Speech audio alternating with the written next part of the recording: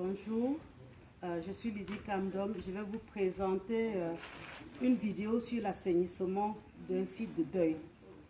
Au Cameroun, le deuil est un événement qui réunit toujours beaucoup de personnes. Les amis, les connaissances, les parents du décédé participent toujours au deuil pour apporter leur soutien à la famille. C'est donc un événement qui réunit en un seul lieu plus de 1000 personnes et plus de 2000 personnes. C'est dans ce contexte-là que nous avons mis sur pied ce projet d'assainissement des sites de deuil. Et ce projet possède deux volets. Un volet gestion des déchets solides et un volet gestion des excrétas.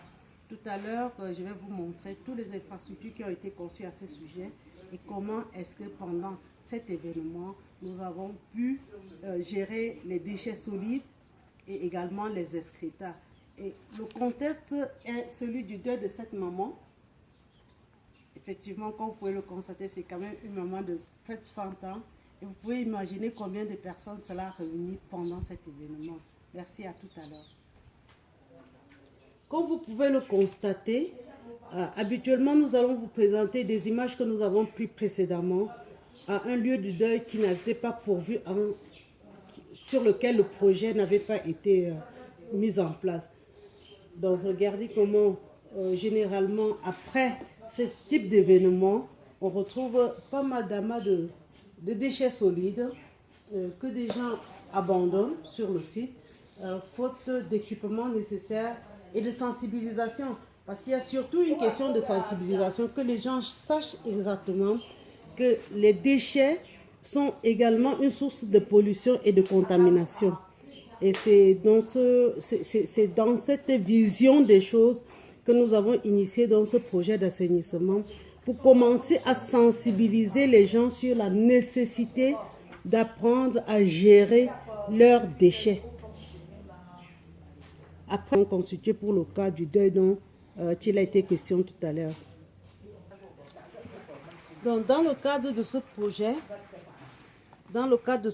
comme je vous le disais, nous avons fait fabriquer des poubelles. Ça, c'est un sac poubelle. Et vous voyez le support en matériaux locaux avec des anneaux en fer pour pouvoir tenir le sac poubelle. Et donc, comme vous pouvez le constater, il a été utilisé pendant l'événement. Et voilà les déchets qu'on retrouve à l'intérieur de ces sacs poubelles. À titre de rappel, cet événement a réuni presque autour de 1000 personnes et nous avons pour un site qui a une superficie d'environ 3000 mètres carrés, nous avons pu mettre 5 poubelles et ça nous a permis de gérer, de collecter les déchets que les gens pouvaient effectuer. Pour la Tu veux continuer? Oui, je vais continuer. Mets-toi à côté de ta toilette. Tu sors, non? Si tu veux. Tu ouvres encore l'autre là qui n'est même pas d'abord indiqué. Donc, et pour amener les gens à laver également les mains juste après l'utilisation des toilettes, nous avons prévu ce dispositif de lave-mains.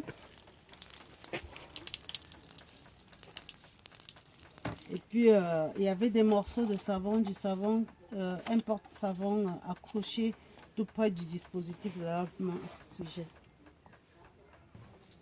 Dans nos cabines,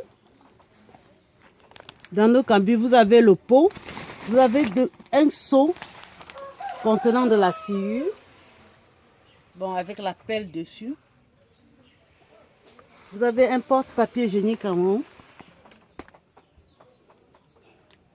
Vous avez également un flacon contenant du chlore pour pouvoir désinfecter le pot. Et vous avez également, non, on ne lit pas bien. Vous avez également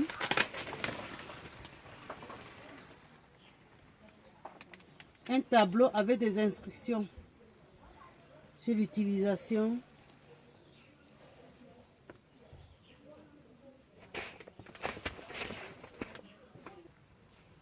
Pour le traitement des déchets des excrétas, nous avons prévu à 30 mètres des points d'eau. Bon, comme dans un village, il s'agit des puits d'eau.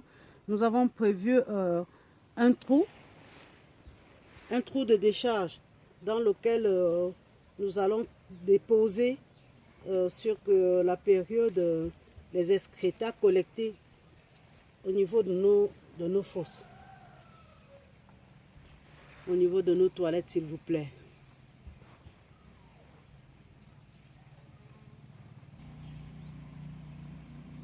La décharge est prévue pour avoir une profondeur d'environ 2 mètres. Et une fois que nous aurons déposé tous les déchets que nous avons collectés, on va mettre un écriteau dessus pour inviter les gens à ne l'ouvrir qu'après 6 mois. Le temps nécessaire pour les excrétas humains de se débarrasser de tout, de tous les kystes ou bien toutes les larves ou toutes les bactéries susceptibles de nuire à la santé de l'homme. Merci. Donc l'objectif de ce projet aussi, en d'autres termes, a été fait pour protéger ces plantes qui sont déjà à maturité.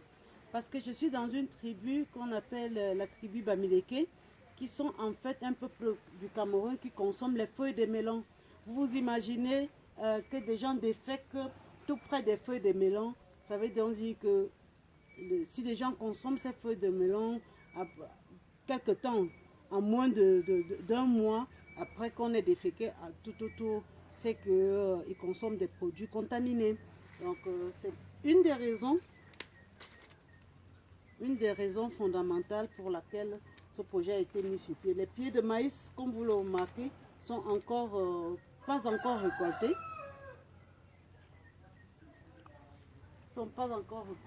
Et puis comme vous pouvez aussi le remarquer, les feuilles de macabo également.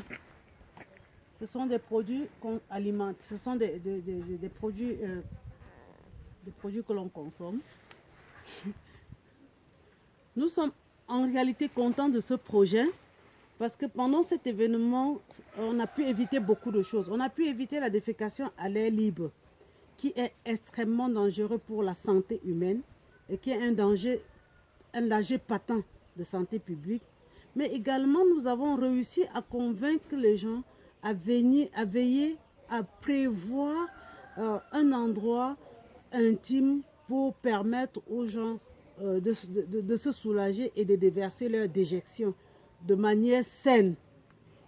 Parce que c'est un village qui reçoit assez régulièrement des personnes qu'on vient enterrer avec des délégations des personnes qui accompagnent le décédé.